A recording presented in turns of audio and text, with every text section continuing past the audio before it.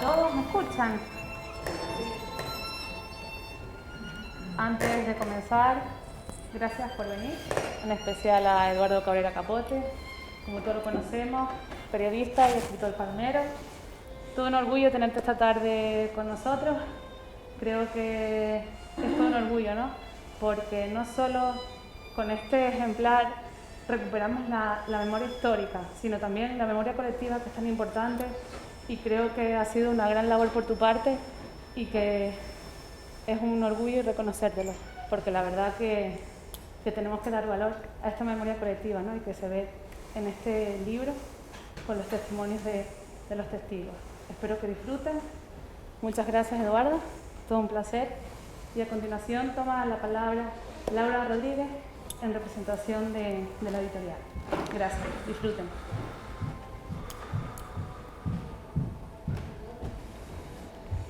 Hola, buenas tardes a todos y a todas.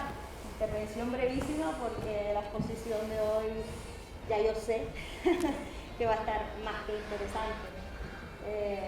Solo presentar un poco a la editorial. Nosotros llevamos ya pues casi 10 años trabajando siempre en temáticas relacionadas con las islas, bien desde el punto de vista de la cultura popular, bien desde las novelas o bien estudios históricos. Con Eduardo comenzamos a trabajar en 2018.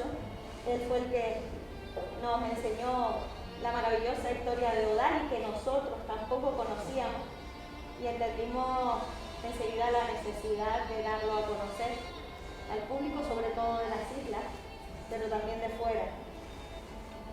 En este segundo proyecto, si el primero consideramos que era de necesaria publicación, este proyecto nos pareció un proyecto imprescindible, porque tenía toda la razón. Había que, como dice él, traerlos de vuelta a casa. Así nos los puso a nosotros en su momento. Nos dijo: Laura, tenemos que traer a esos canarios de vuelta a casa. Y efectivamente era una razón más que justa y peleamos por ello. Y ni el coronavirus nos paró, ¿verdad?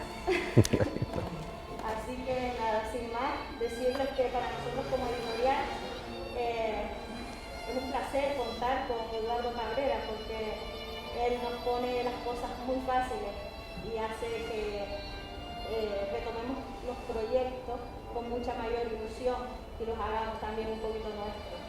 Así que sin más les dejo ya con Eduardo Cabrera. Gracias, Eduardo. Gracias, Laura.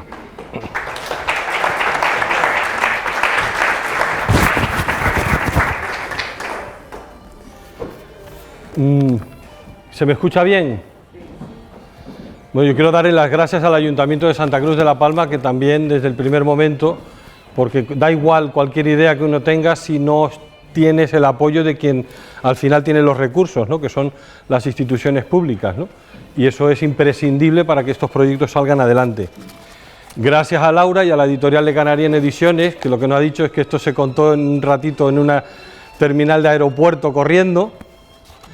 Laura venía del Hierro, yo iba a Tenerife y allí y sobre la marcha dio el visto bueno. Y a mí sí me gustaría compartir con ustedes, porque no lo va a saber nadie más prácticamente. Yo creo en los pequeños detalles, y hay un pequeño detalle que va a pasar desapercibido, pero del que yo le estoy enormemente agradecido a Le Canarian Ediciones. Esto, como dijo Laura, comenzó hace tiempo. La intención original era haberlo presentado el 5 de mayo de 2020, cuando se cumplía el 75 aniversario de la liberación del campo de Mauthausen. No pudo ser por la pandemia, pero captó tanto y tan bien la idea y la base de este proyecto, que es efectivamente traerlos de vuelta a casa después de 75 años, que si se fijan en el libro, la edición pone diciembre de 2020, aunque sabíamos que no iba a poder salir a la calle hasta 2021, y eso es labor de Laura y de Le Canarian Ediciones, así que muchas gracias. Un detallito, pero yo creo que lo que vamos a ver hoy es eso, detalles y emociones, ¿no? Y sé que es un viaje no agradable, pero necesario. Por eso también les estoy agradecido, porque la curiosidad es fundamental para no olvidar, y nos corresponde a nosotros, a nuestra generación, recoger el testigo de aquellas personas que sobrevivieron a los campos de concentración para poder contarlo, porque ese fue el objetivo que llevó a muchos supervivientes a sobrevivir para contarle al mundo algo que el mundo no era capaz de entender. De hecho, para conocer lo que allí sucedió, tendríamos que desnudarnos de todo lo que entendemos hoy en el siglo XXI y en nuestro día a día, para ponernos en aquel momento en el que nadie imaginaba que aquello podía ser posible. Y sin embargo, sucedió. Y yo, antes de nada, quiero empezar con un artículo, y no lo voy a leer entero, evidentemente, porque han venido para otra cosa. El titular es «La casa de los últimos nazis, el esfuerzo final contra la impunidad». Alemania, Canadá, Estados Unidos mantienen abiertas causas contra crímenes del Tercer Reich. Algunas frases: el objetivo ya no está en buscar a los antiguos jerarcas del Tercer Reich, porque la mayoría nacieron en el siglo XIX y es muy difícil que estén vivos, sino a perpetradores secundarios, pero sin los que el holocausto y el exterminio nazi de todos los seres humanos que consideraban inferiores hubiese sido imposible. No me voy a alargar más, porque hay razonamientos, incluso jurídicos, pero en la fotografía que aparece acompañada, ustedes no la ven, pero yo se lo cuento, los jueces, los magistrados, los fiscales aparecen con mascarilla, porque este juicio tuvo lugar en 2020.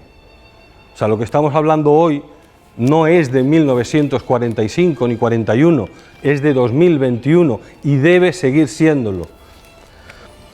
Hay una frase: la posibilidad se reduce cada vez más según pasa el tiempo. Nos toca recoger el testigo.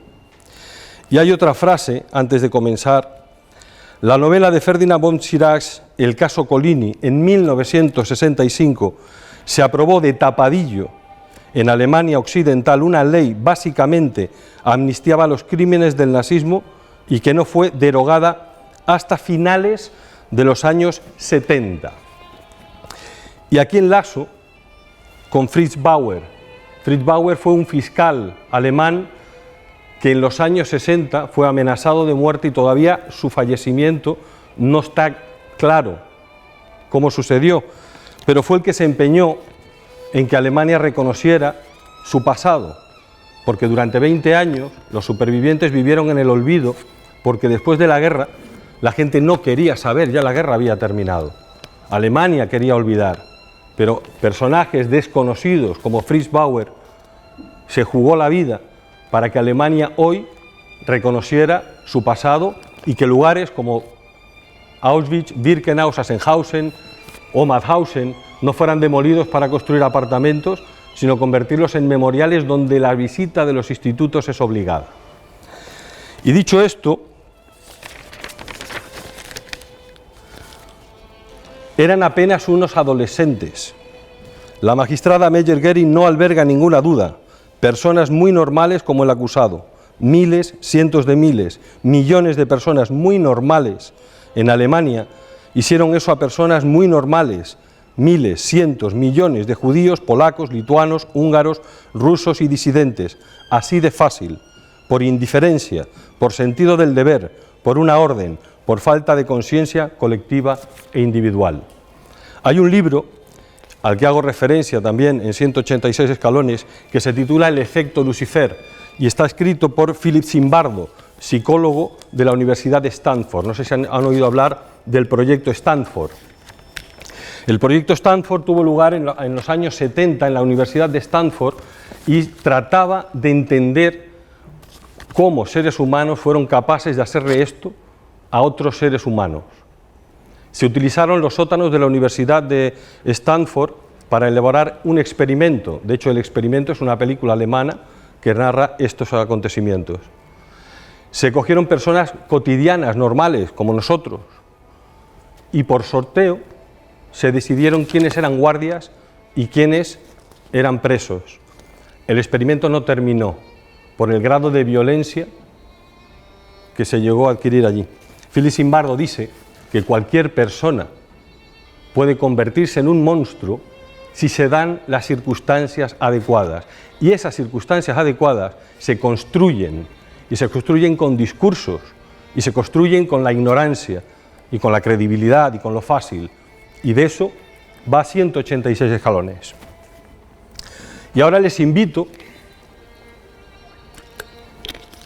a este viaje incómodo, y voy a acelerar un poquito para que no nos lleve demasiado tiempo. Las vías de tren siempre serán un símbolo del Holocausto, porque ningún campo de concentración se construyó donde estuvo por casualidad. Y lo podremos ver también. Todo era una estrategia perfectamente diseñada. Mauthausen.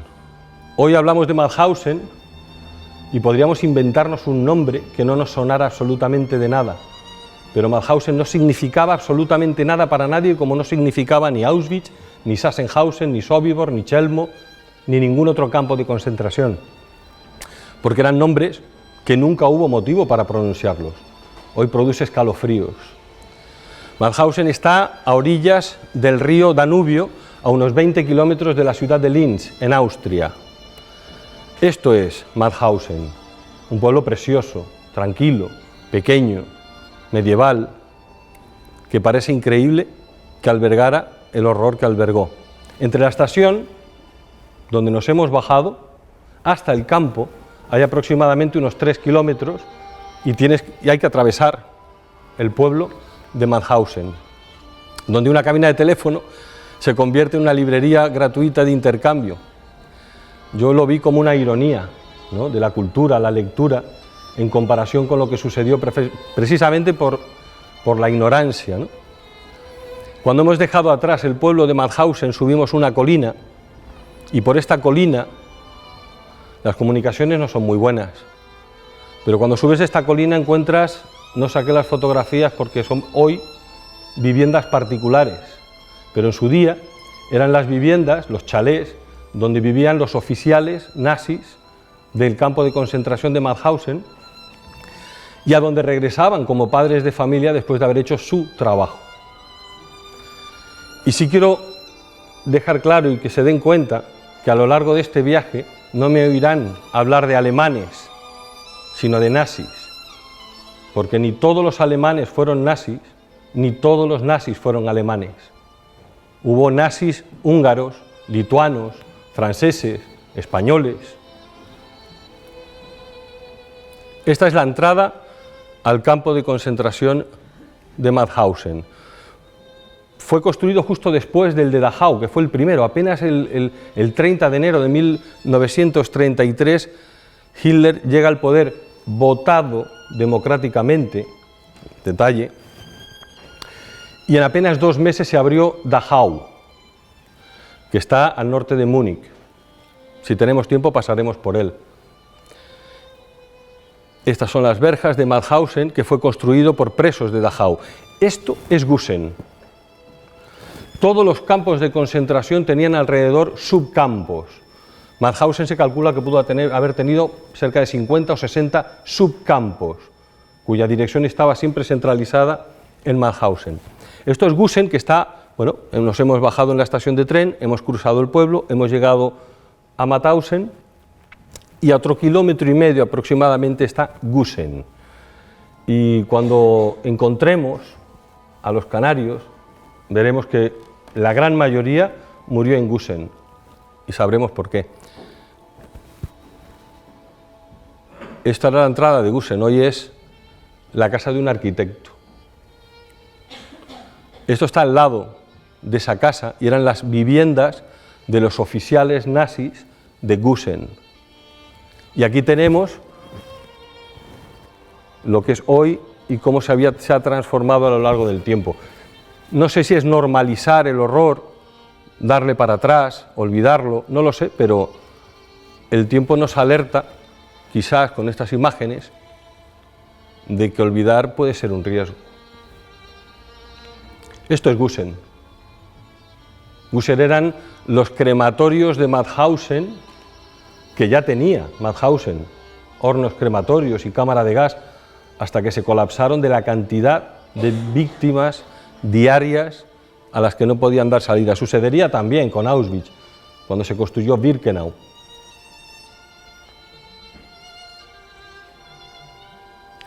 Esto es Gusen, es lo que queda. Los hornos crematorios a modo de memorial, y justo enfrente familias normales como nosotros viven su día a día y se asoman a la ventana y ven los hornos crematorios de un campo de concentración. Esta imagen es la liberación del campo de Mauthausen. Los españoles hicieron cuadrilla y para defenderse también. Según hemos visto, la entrada principal de Mauthausen está detrás del campo y vamos a entrar por esa puerta, pero justo detrás de nosotros se encuentra la cantera, por la que vamos a pasar también y entenderán el porqué. Este es el patio de las formaciones. El patio de las formaciones, a mano derecha, tenemos servicios, las cocinas, la enfermería, que era otro de los grandes eufemismos que utilizaron los nazis para denominarlo todo. Aquello del trabajo os hará libres, otro eufemismo más. A la derecha, a la izquierda, perdón, los barracones. Estaban diseñados los barracones, vamos a entrar, este es el patio de las formaciones, donde se contaba a las personas como números. Se había perdido completamente la identidad. Se contaba a los que estaban, se restaba a los muertos con la misma normalidad que podemos contar naranjas. Eran números y se sustituían por otros. El número tenía que cuadrar siempre. La cuarentena.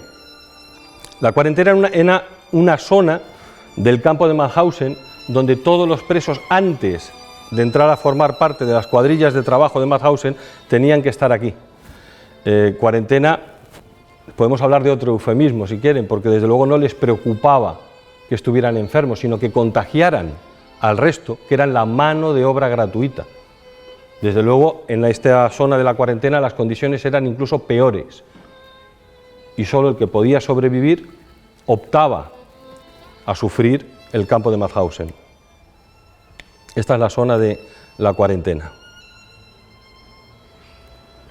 Estos son los barracones y nos vamos a quedar al fondo. Sería el dormitorio. Hemos conocido, yo creo que hemos visto imágenes de las literas hacinadas. Los barracones estaban diseñados para aproximadamente 200 personas al inicio de la Segunda Guerra Mundial. Cuando fue liberado el campo había unas 2000 personas hacinadas en cada uno de esos barracones diseñados para 200 personas. La primera habitación que ven aquí, a mano izquierda, era la del capo. No sé si han oído hablar de los capos. Los capos eran quienes vigilaban a los presos. Hasta tal punto habían diseñado los nazis su estrategia que nunca fueron los oficiales nazis quienes estaban en contacto con los presos, sino que utilizaban a los propios presos y seleccionaban a los más violentos para que se encargaran del orden del campo. A cambio, una ración más de comida. La supervivencia mandaba en los campos de concentración y normalmente los capos, presos también, compañeros, solían ser incluso más brutales que los propios nazis. Esta era la habitación del capo. Este es un dibujo que se puede encontrar en Mauthausen hecho por un preso, y aquí tenemos una idea del hacinamiento que podía haber: piojos, tifus, de todo. Salimos del campo por esta misma puerta por la que acabamos de entrar a la Plaza de las Formaciones y encontramos un camino que va a dar a la cantera. Esta es la escalera de la cantera de Mauthausen, la escalera de 186 escalones. Mauthausen no se construyó allí por casualidad, se construyó porque en esa cantera el granito es probablemente el más puro que hay en toda Europa y sirvió para construir algunos de los edificios de la ciudad de Linz y el propio campo de Mauthausen. Esta fotografía está tomada desde el escalón número 100, quedaban todavía 86. La subí, la bajé y 186 escalones a veces nos puede resultar muy fácil hacer una imagen en la cabeza, ¿no? 1, 8, 6, 186. Pero cuando los cuentas uno a uno, con bloques de granito de 50 kilos, la cosa cambia. Y creo que ni siquiera estando allí uno es capaz de imaginarlo, porque hay algo inevitable y es estar allí, pero saber que estás de paso. En ningún caso podremos ponernos en la piel de quienes estuvieron allí con la muerte amenazando a cada instante. Porque esa escalera de 186 escalones había que subirla rodeado de perros, látigos, porras. Los zapatos eran de madera. Imaginen en Austria el frío del invierno. Un resbalón, y no el tuyo, el del que iba delante, podía suponer tu muerte. Con 50 kilos de granito en la espalda, terminar los 186 escalones y saber que los tienes que volver a subir durante 12 o 14 horas al día, sin saber si vas a vivir al minuto siguiente. Esta es la imagen, una imagen retomada, y hablaremos de quién tomó esa fotografía. Volvemos para atrás. Esta imagen que vemos ahí de la escalera, de los 186 escalones, el acantilado, el risco, justo a mano derecha. Otra vez el eufemismo nazi, lo llamaban el salto del paracaidista. Desde allí saltaban muchos presos, agotados, rendidos y sin ganas de vivir, para suicidarse. Muchos quedaban atrapados entre las rocas, aún vivos. Y aquí tenemos una placa en la que habla de un grupo, en el verano de 1942, de un centenar de holandeses que por divertirse, los nazis les obligaron a empujarse unos a otros por ese acantilado. Y de todo eso fueron testigos quienes trabajaban en esa cantera, y algunos de ellos eran canarios. Nacianceno Mata, de Garafía, fue testigo del salto del paracaidista. Aquí sí me quiero detener porque antes comentaba que estos no son sitios como un museo para ver cuadros, con todos los respetos, desde luego, sino son lugares donde hay que detenerse para pensar, observar e intentar viajar atrás en el tiempo e intentar escuchar el sufrimiento que tuvo lugar allí, que casi parece que está todavía en el ambiente. Y ahí debajo, en la cantera, apareció este grupo. Son 2 mujeres con 3 niñas. Y si se fijan otra vez en los detalles, no hay mochilas, no son turistas, son vecinas de allí. Y hay una niña que señala la escalera y entiendo que les están contando, las han llevado allí para contarles lo que allí sucedió, que son las generaciones que vienen detrás, sin que nos debamos saltar la nuestra. Por eso, de alguna manera, este viaje. Esta es la puerta de la cámara de gas de Mauthausen, y esa abertura, ese círculo, esa mirilla, porque era una mirilla, no solo se utilizaba para ver cuándo había terminado la ejecución, sino algunos la utilizaban como un espectáculo, como una pantalla. Este es el interior de la cámara de gas, donde resulta muy difícil entenderlo, pero el instinto de supervivencia en esa situación hace que cuando saliera el gas, cuando se abría la puerta, los nazis encontraban una montaña de cuerpos donde los más débiles siempre quedaban abajo, los más fuertes trataban de buscar el último aliento de aire, y ya saben quiénes estaban debajo: los niños, las mujeres, cuerpos aplastados. Y todo esto estaba planificado. En el libro dedico un capítulo en concreto al programa T4, porque cuando las cámaras de gas llegaron a los campos de concentración, ya todo esto se había practicado antes. No olvidemos que la Segunda Guerra Mundial comenzó en septiembre de 1939 pero se llegó al poder, los nazis llegaron al poder en 1933 y todavía tendríamos que remontarnos mucho tiempo atrás para entender cómo y por qué sucedió todo. Estos son los hornos crematorios de Mauthausen. Este es el interior del horno crematorio en Gusen. Y aquí,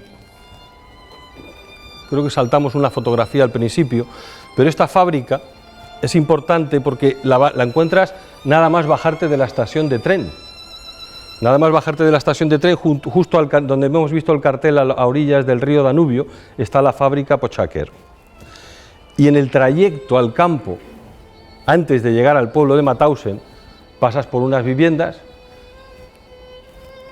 de las que no te das cuenta, son todas casas, viviendas, pero hay una en concreto donde hay que volver después. Esta es la fábrica Pochacker. ¿Por qué es tan importante la fábrica Pochacker? Este es el comando Pochacker. En los campos de concentración, los presos no solo trabajaban en labores dentro del campo, sino que habían los que se denominaban comandos externos, que eran comandos que desempeñaban labores fuera del campo, normalmente como mano de obra gratuita para empresas. Y todavía hoy hay nombres de empresas vigentes que participaron de esto. Bueno, pues este es el comando Pochacker. Y hay un detalle aquí que me gustaría, la primera fotografía de abajo a la izquierda. No sé si advierten algo. Hablo de esta fotografía. El corte de pelo. Se dan cuenta que el corte de pelo está más corto por el centro. Pues tampoco es casualidad. Eso era la estrategia. Si se dan cuenta, en la primera de arriba a la izquierda también se advierte algo. Eso lo utilizaban los nazis en los comandos externos para que en el caso de que hubiese una fuga, incluso cambiándose de ropa, pudieran ser detectados. Evidentemente, los vecinos estaban obligados a denunciar la presencia de cualquier preso que hubiera escapado. Las consecuencias, evidentemente, eran la ejecución, era la muerte. Hasta en el corte de pelo habían pensado los nazis. Este es Francis Boix. No sé si han oído hablar de Francis Boix. Francis Boix era catalán y estuvo también en el campo de concentración de Mauthausen. Él era fotógrafo. Y como fotógrafo fue destinado al laboratorio de fotografía de Mauthausen. Los nazis lo organizaron todo hasta tal punto que llevaban un registro meticuloso y escrupuloso porque era su trabajo y además estaban orgullosos de lo que hacían. Recuerden que después de esta masacre y de estas torturas y de este sadismo se iban a cenar como padres de familia a sus casas con total normalidad. Francis Boix fue uno de los héroes de Mauthausen, porque dentro de todas estas tinieblas y dentro de toda esta oscuridad también hay una luz que tiene el ser humano, que incluso nos puede dar esa esperanza de que en la peor de las situaciones se puede. Francis Boix, destinado al laboratorio, jugándose la vida, hizo copias de los negativos de las fotografías que hacían los nazis para registrar todo lo que sucedía en el campo. Estos son algunos de los negativos que rescató Francis Boix. ¿Cómo los escondería, no? ¿Cómo se salvaron? Nunca se puede hacer, una persona sola puede hacer nada por sí misma. Otra de las fotografías de Francis Boix. Francis Boix fue uno de los testigos en los juicios de Nuremberg y fue un testimonio fundamental porque con su testimonio y con sus fotografías se pusieron imágenes a otros tantos testimonios. No se pudo negar la evidencia.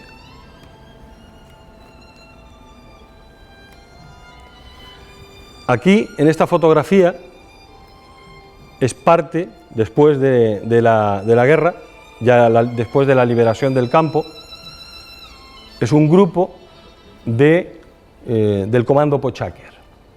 Y les voy a pedir que se fijen en la mujer de la izquierda, la mujer que se agarra el brazo con una mano.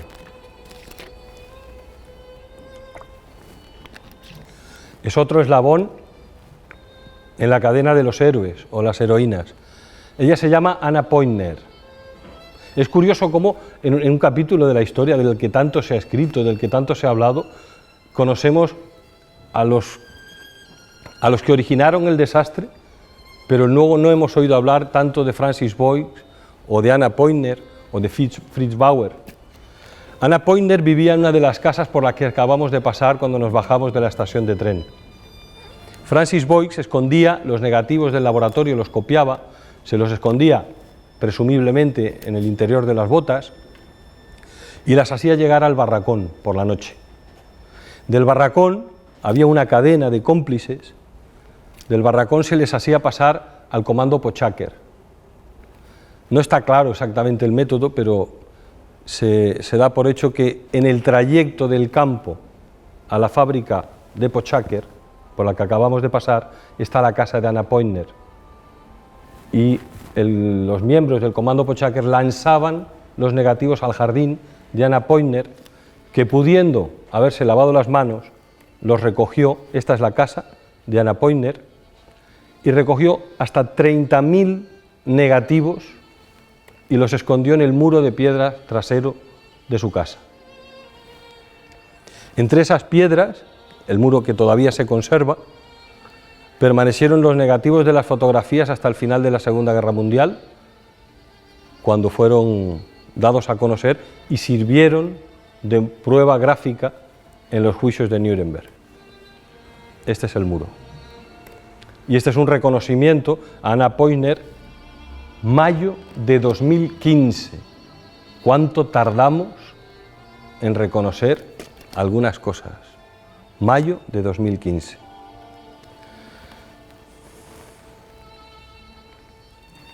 Bueno, no sé, se nos está alargando un poquito el tiempo.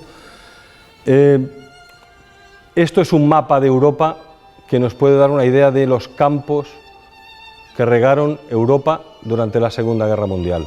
Cada punto es un campo o un subcampo. Auschwitz. El trabajo os hará libres. Auschwitz, en Polonia, en Cracovia, tampoco fue un lugar elegido al azar. Eran barracones militares del ejército polaco en la Primera Guerra Mundial y los utilizaron porque ya estaban construidos. Pero es que además se daba la circunstancia de que confluyen una serie de vías de tren perfectos para la industrialización de la muerte que habían ideado los nazis.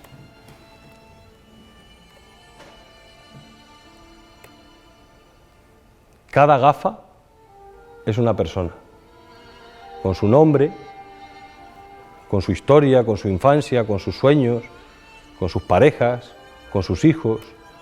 Cada zapato es una persona. Cada maleta, numeradas, por supuesto, porque las iban a recoger después. El engaño llegó. Claro, aquí es difícil entenderlo y hay quien se pregunta cómo fue posible que no se dieran cuenta, cómo iban como borregos a las cámaras de gas. En el libro cuento una escena, un testimonio real para darnos cuenta. Y vuelvo a lo que decíamos antes, es que tenemos que ponernos en aquel lugar para entender que aquello era inconcebible. Nosotros hoy lo entendemos porque tenemos la historia para cogerla como referencia, pero en aquel momento aquello todavía no había tenido lugar y en ninguna cabeza cabía que aquello pudiera tener lugar, que el ser humano fuese capaz de hacer lo que se hizo. Patio del bloque 11 en Auschwitz, para las ejecuciones. Aquí sí me quiero detener, bloque 17 en Auschwitz. En Mauthausen el corte de pelo servía para evitar las fugas. En Auschwitz había otra estrategia. Si alguien intentaba fugarse, sabía que al menos 10 compañeros de barracón morirían. Por cada persona que se fugara, 10 de tus compañeros iban a morir. Y no iban a morir de cualquier manera. Había unos sótanos donde las celdas de 1,5 metros, 2 metros, para dejarles morir de hambre. Esa era la sentencia. Y se dio la circunstancia de que hubo un intento de fuga. Y cuando se produjo esa fuga, se hizo formar habitualmente, donde formaban a los miembros del barracón de quien se había fugado. Y era al azar, a la derecha o a la izquierda, pero tú siempre estabas a la derecha de alguien más, o a la izquierda de alguien más. No sabías si mirar a los ojos, porque eso era una sentencia del nazi que seleccionaba. No había un criterio, te tocaba o no te tocaba. Cuando seleccionaron a los 10, uno de ellos se echó a llorar y pidió clemencia, porque era padre, y hubo alguien que se ofreció a morir por él. Esta placa es la placa conmemorativa en el bloque 17 en memoria de Maximilian Kolbe. Fue el que se ofreció a morir a cambio de esa persona, de ese padre. Fue encerrado y sobrevivió cerca de 2 semanas. Acabó ejecutado de un tiro. Hay que ser valiente, ¿eh? Pues en el horror también encontramos esa esperanza, ¿no? Esto es Birkenau. Birkenau está a unos 3 kilómetros de Auschwitz, y una cosa es Auschwitz y otra cosa es Birkenau. Birkenau se construyó prácticamente exclusivamente para el exterminio. Era un campo de exterminio porque eran las cámaras de gas, y es en Auschwitz donde hemos oído hablar de las selecciones. Era aquí donde tenían lugar. Acabamos de entrar en Auschwitz. Estamos en los andenes de Auschwitz. Y antes comentaba que estos sitios no se puede ir a otra cosa que no sea pensar. Cuando llegas a Birkenau, sí te dejan claro algunos aspectos, ¿no?, de dónde estás y de qué es lo importante. Recuerdo que estar paseando tomando las fotografías y pasando por uno de los andenes, sin quererlo, escuché, se habla muy bajito, aquí no hace falta la indicación, pero hay cierto aura de respeto innato, yo creo que es un buen síntoma, pero surgen cosas sin querer, y a mí me estalló en los oídos cuando yo pasé al lado de una pareja que muy bajito, el uno al otro le dijo: ya llamé al hotel para que nos pusieran el desayuno en la habitación. Puede ser una simplicidad, pero a mí aquel comentario en aquel lugar me pareció completamente inapropiado. ¿Y en qué estás pensando, no? ¿A qué has ido ahí? ¿Te está preocupando el desayuno en la habitación de verdad? Esto es un vagón de tren auténtico, de ganado. 700 personas podrían ir dentro, 200 personas, está hecho para 20 personas, donde se iba ganado, ni agua, días. El largo viaje de Jorge Semprún es un libro muy interesante, donde se cuenta precisamente cómo son esos viajes. Las verjas electrificadas, los barracones, hacinados. La entrada de Dachau. Dachau fue el primer campo de concentración que se abrió con el régimen nazi, y que fue el que se abrió 2 meses después de llegar al poder, para presos políticos. El 30 de enero de 1933 llegaron los nazis al poder, y en marzo, el 20 de marzo, se abrió Dachau. En principio, para los presos políticos. Hay quien me pregunta cómo terminaron los canarios allí en Mauthausen. ¿Qué más da, no? Es una curiosidad y la podemos hablar. Pero fueran lo que fueran, la gente que pasó por esto, gitanos, homosexuales, judíos, personas que simplemente pensaban diferente, no encuentro un solo argumento que merezca el sadismo y el sufrimiento que por el capricho del azar tuvo que pasar esta gente. De nuevo también en Dachau el trabajo será libre. Dachau fue el modelo a partir del cual se diseñó el régimen carcelario en el resto de campos de concentración, incluido Mauthausen e incluido Auschwitz, Birkenau, Sachsenhausen, Sobibor, Chelmo, Treblinka. Este es el campo de las formaciones, que también lo tenían, los barracones, aquí los tenemos.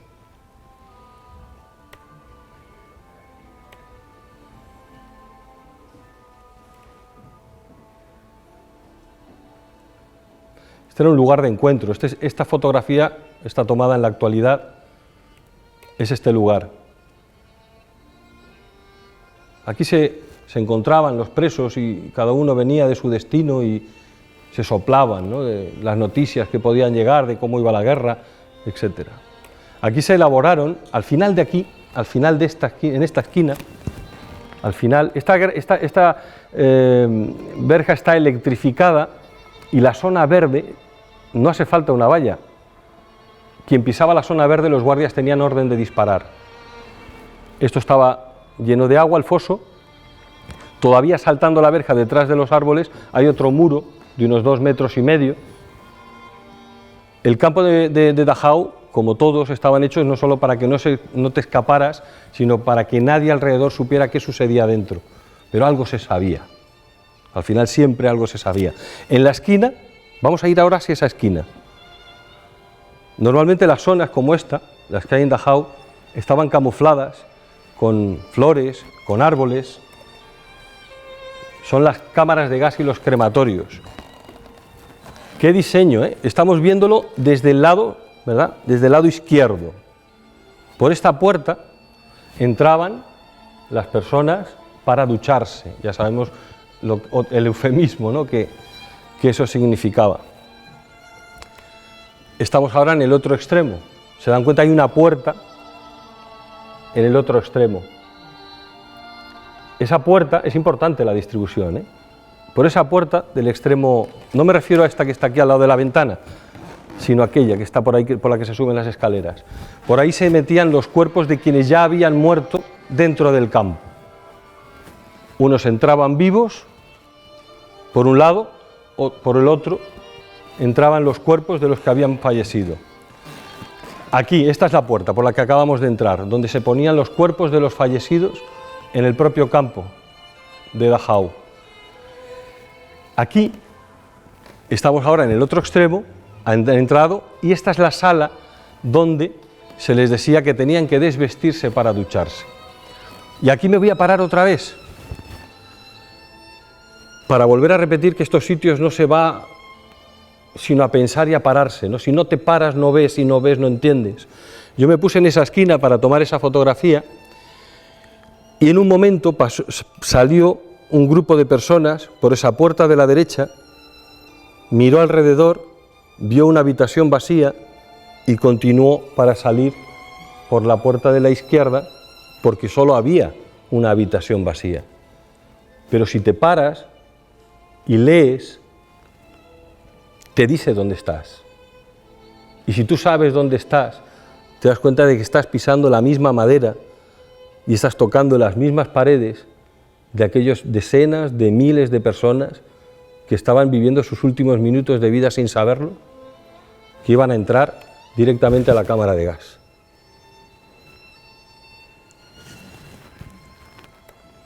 Y en medio, los hornos crematorios.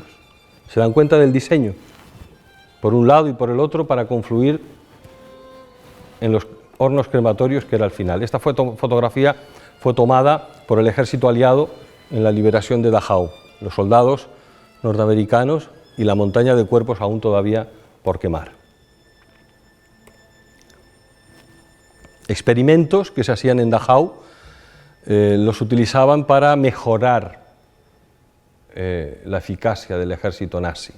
Este hombre, son 3 fotografías, en este caso el experimento consistía en someterlos a presiones altas para ver cuánto podían soportar los pilotos del ejército alemán. Y yo sigo pensando que tenía un nombre y que tenía un pasado y que tenía una familia y que tenía unos sueños y que podríamos ser tú o yo. Una de las torturas que se practicaban en Dachau y que luego fue copiada al resto de campos de concentración, y cada nombre tiene un rostro y cada rostro una vida. Vamos a entrar ahora a la clave de todo esto, porque la curiosidad, que yo la entiendo, cuando decidí traerlos de vuelta a casa, entendí que mucha gente querría saber quiénes eran, de dónde eran, son de mi isla, son de mi pueblo, y esa curiosidad es legítima, pero entiendo que no sería justo quedarte solo con saber quién era si no sabes antes por lo que había pasado. Se nos hubiese quedado toda una historia detrás. Así que me propuse traerlos de vuelta a casa. Esta es la habitación de los nombres en Mauthausen. No se sabe exactamente el número de víctimas, pero se calcula que pueden estar cerca de las 300.000. Y no se sabe porque, aunque los nazis llevaban un registro muy escrupuloso de todo, habían numeraciones, nos olvidamos de los nombres de las personas, eran números. Y algunos números se utilizaban para alguien más después de que lo habían asesinado. Y también cuando el ejército aliado desembarcó en Francia y después de la batalla de Stalingrado el ejército soviético se acercaba a Berlín, los nazis empezaron a destruir todas las pruebas que pudieron, entre ellos mucha documentación, aparte del tiempo, hasta los años 60, que también se esperó para poder empezar a saber lo que sucedió. Bueno, esta es la habitación de los nombres. Aquí estuve unas 15 horas, repartidas en 2 días, con el propósito de encontrarlos. Estos puntitos blancos que se ven ahí son los nombres y no están ordenados en orden alfabético. Ahora veremos, si se dan cuenta, a mano derecha, al fondo, y una puntita aquí a mano izquierda, son archivos en los que se encuentran a los nombres de los familiares en orden alfabético. Pero yo quería que creo que merecían un poquito más, ¿no? Entonces yo más o menos sabía, había preparado el viaje y sabía más o menos por dónde estaban. Claro, cuando vas a localizarlos, yo llevaba mi planning de la habitación de los nombres para intentar encontrarlos, pero me encontraba que aquel más o menos podía estar en 2 metros cuadrados. Y me encontré, esto es el archivo, al que tuve que recurrir irremediablemente, porque algunos, al estar repartidos de forma aleatoria, algunos están tan pegados a la pared que es imposible llegar ni siquiera con la vista, ¿no? Esto es uno de los paneles.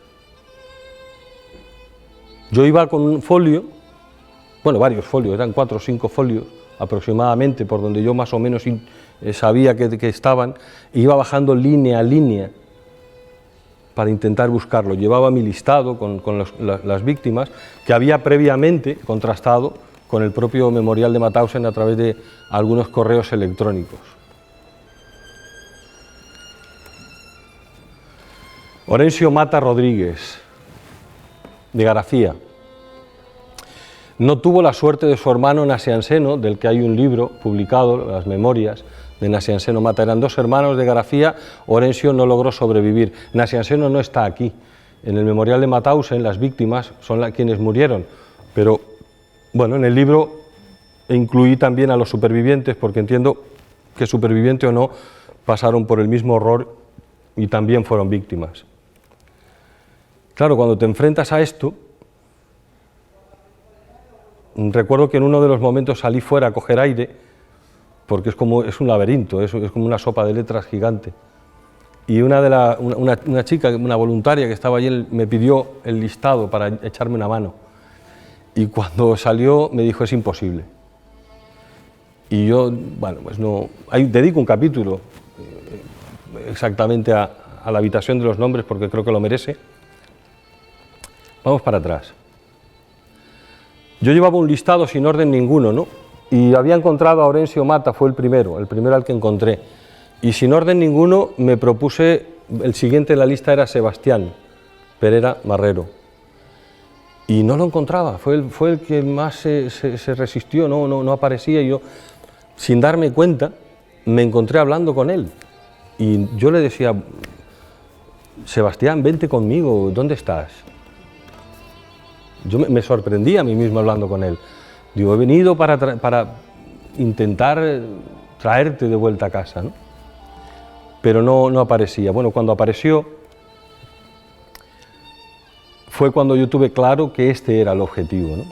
No valía solo con haber sacado una fotografía de las distintas zonas del campo de concentración, sino que había que buscarlos uno a uno a los 45 canarios de Mauthausen. No están quienes sobrevivieron, pero están en el listado y los 45 y las víctimas, uno a uno, los hemos traído de vuelta a casa. Y cada persona que se asome al libro será partícipe de este viaje y de haberlos traído de vuelta a casa, porque el libro, al fin y al cabo, hay una voz narrativa en primera persona que quiero que entiendan que no es la mía. Esa voz es la de cualquiera de los 45 canarios que ustedes elijan para que les guíen en este viaje y les acompañen para buscar a los compañeros y traerlos de vuelta a casa. Domingo Enrique Pérez, Francisco Afonso García, Alejandro Moreno García, Andrés Ferrer Villamata, Domingo Cedrés Arrocha, de Lanzarote, Fulgencio Lorenzo Rodríguez. Este es el viaje a la habitación de los nombres, el viaje al campo de concentración de Mauthausen, donde 45 canarios sufrieron lo que no somos capaces de imaginar, y yo les invito a este viaje incómodo, pero necesario, para que cada uno de ustedes, cada persona que se asome al libro, sea protagonista de traerlos de vuelta a casa. Y poco más, porque no tenemos más tiempo, nos hemos ido con una hora.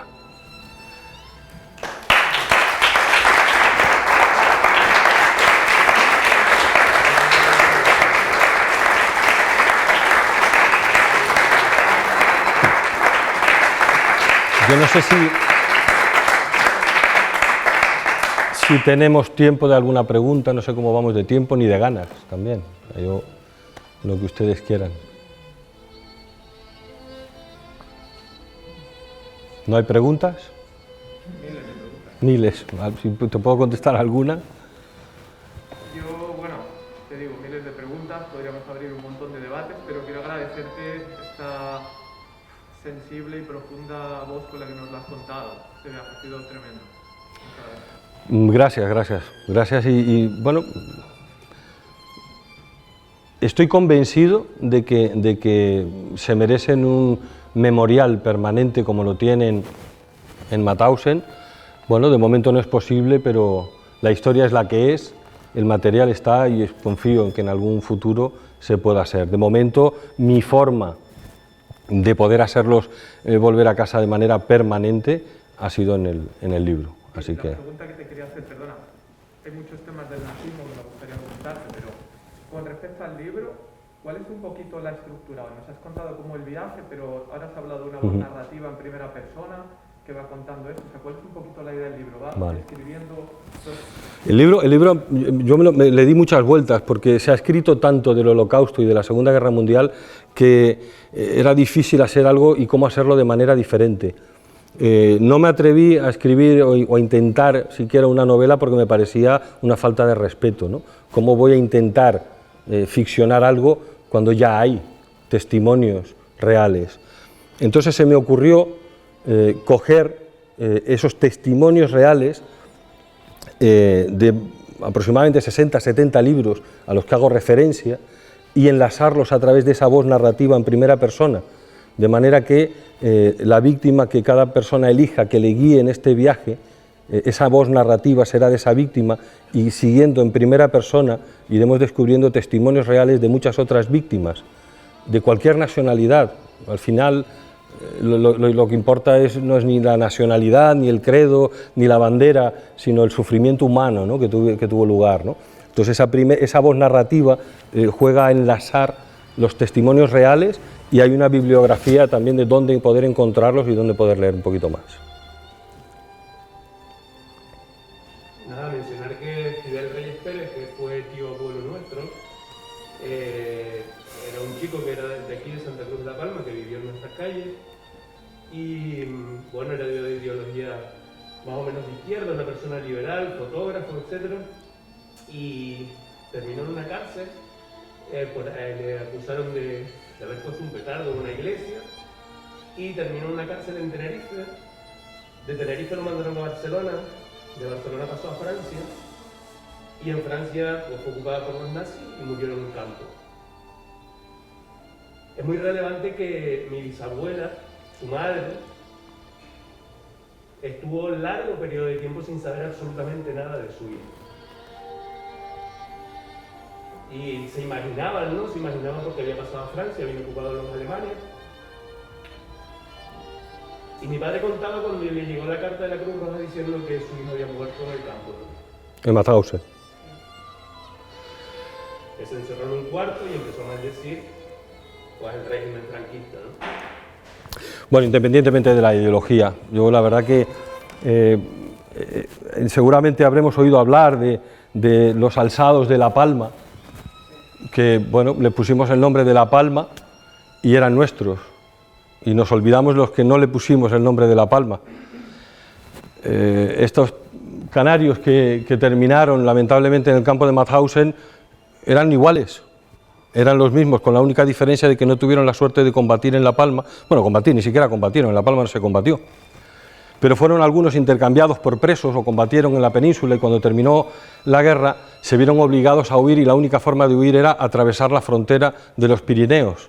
Allí se unieron a la resistencia con Francia, allí fueron capturados por el ejército nazi cuando invadió Francia, y fueron 35.000 españoles aproximadamente encerrados en el campo de Mauthausen.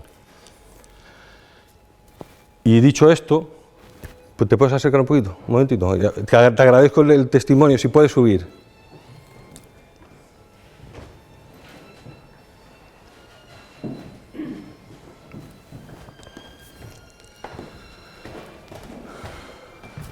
Javier, ¿no? Sí. Javier Feliciano, encantado. Yo te quiero agradecerte personalmente en la charla del 30 de enero, en el Museo Arqueológico 30 de enero de 2019, que contaras esta historia precisamente al finalizar la charla. Y yo quería tener también un detalle contigo y con la familia. Muchas gracias. Ábrelo, ábrelo.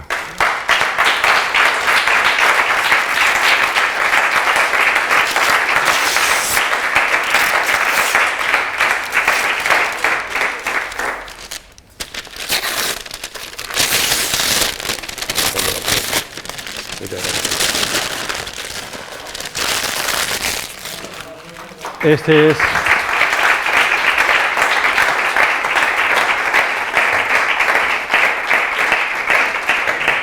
Tú también participaste en la idea, porque las ideas se construyen con muchas personas, así que aquí lo tienes, llévatelo a casa.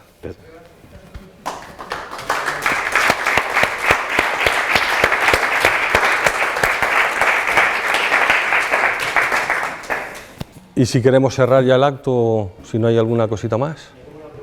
Sí. Ah. Me gustaría saber qué sentiste cuando encontrabas cada nombre en el suelo de estos canales. ¿Qué sentías al encontrarlos entre tantos nombres? Ganas de seguir, porque creo que entré el primer día, entré en Mauthausen a las 8 de la mañana, antes de que abrieran incluso.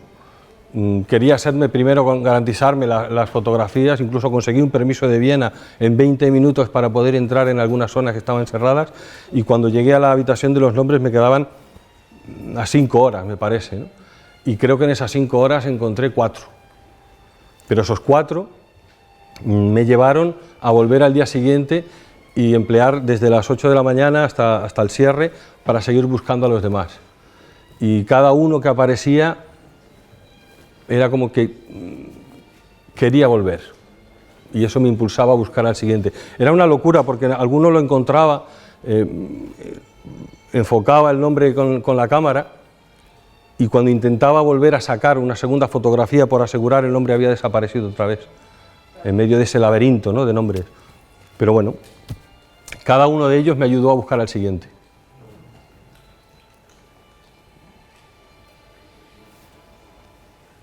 ¿De dónde nace el inicio del viaje?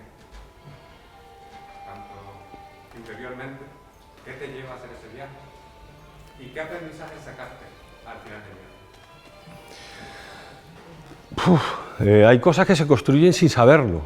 O sea, yo la primera vez que yo escuché hablar del Holocausto debería tener a lo mejor 15 años, y fue en una entrevista en la que oí hablar de un libro que se titula, y al que hago referencia también, El hombre en busca del sentido, de Viktor Frankl. Viktor Frankl era un psicólogo austriaco que sobrevivió a Auschwitz, y en sus memorias él cuenta cómo le habían quitado absolutamente todo, incluso su propia identidad, y se dejó morir. Y un compañero de él le obligaba por las mañanas a lavarse y le decía que lavarse por las mañanas, aunque solo fuera con agua, era lo único que le quedaba para poder mantener la dignidad. Víctor Frank le preguntó: ¿pero qué puedo esperar yo de la vida? Y el compañero le dijo: no te preguntes qué puedes esperar tú de la vida, pregúntate qué espera la vida de ti. Y lo que espera de ti es que sobrevivas para contarlo, porque el mundo no va a creer lo que está sucediendo aquí. A partir de ese testimonio seguí leyendo y recopilando testimonios y bueno, la Segunda Guerra Mundial despierta mucho interés por el tema militar, pero como hacía referencia antes a Philip Zimbardo en El efecto Lucifer, es preguntarme cómo un ser humano es capaz de infligir tanto sufrimiento y de forma tan gratuita a otro ser humano. Y me preocupa descubrir que es posible, si se dan las circunstancias adecuadas. Y el capítulo 8, por hacer un descanso, ¿no?, de este incómodo viaje, el capítulo 8 nos vamos a mediados del siglo XIX, porque es necesario no solo saber qué pasó, sino cómo empezó y por qué. Y nada surge en 24 horas.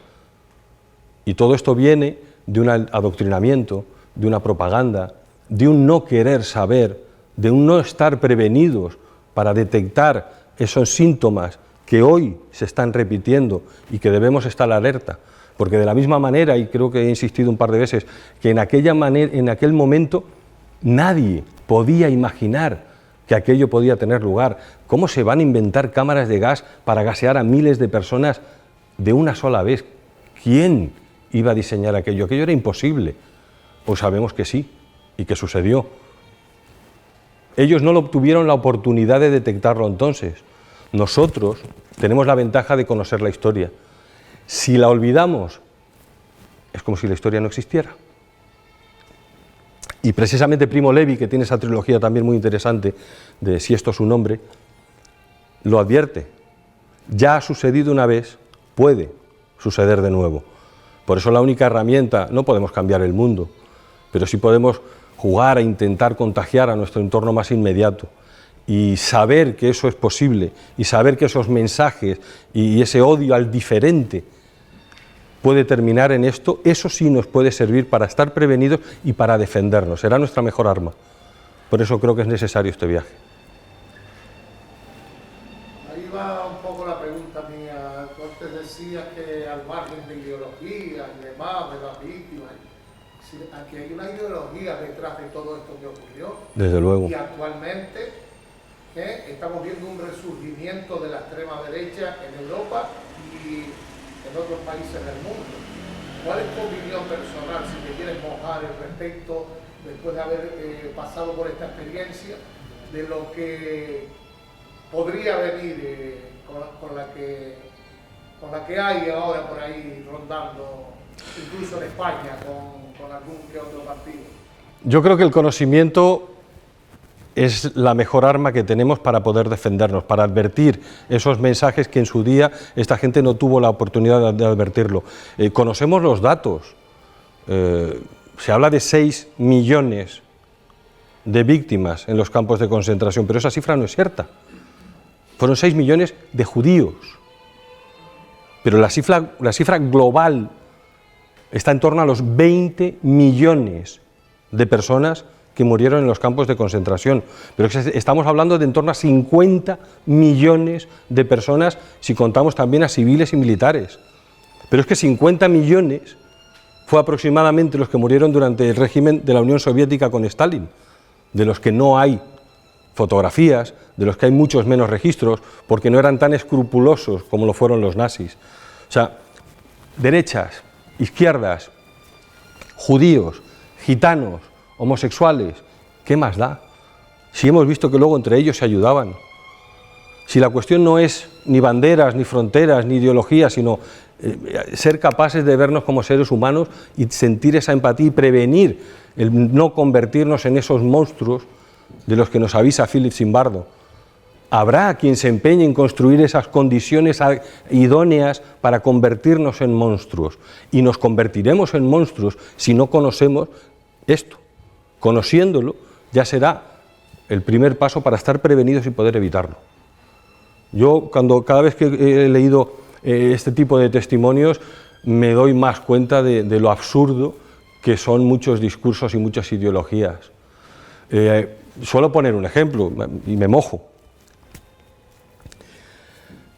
Esos discursos apelan a una bandera o a una identidad. Y yo me pregunto si la bandera en realidad nos une o nos divide. Porque si miramos el mundo de manera global, somos 7.500 millones de habitantes en el planeta. ¿A cuántos une una sola bandera? ¿Cuántas banderas hay? ¿Las banderas unen o dividen? Mi opinión es que dividen.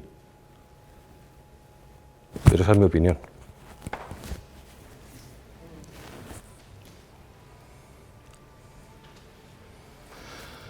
Pues muchísimas gracias, de verdad, por aceptar este viaje incómodo.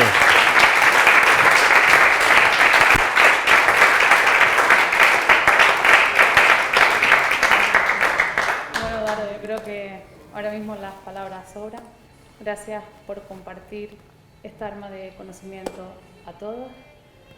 Y como dije al principio, todo un orgullo y un placer. Millones de gracias. Muchas gracias. Muchas gracias. Detallazo.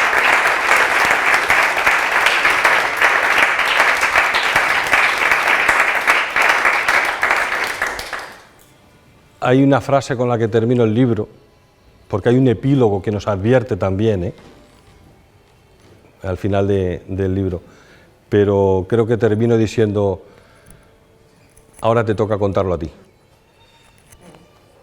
Gracias. Muchas gracias.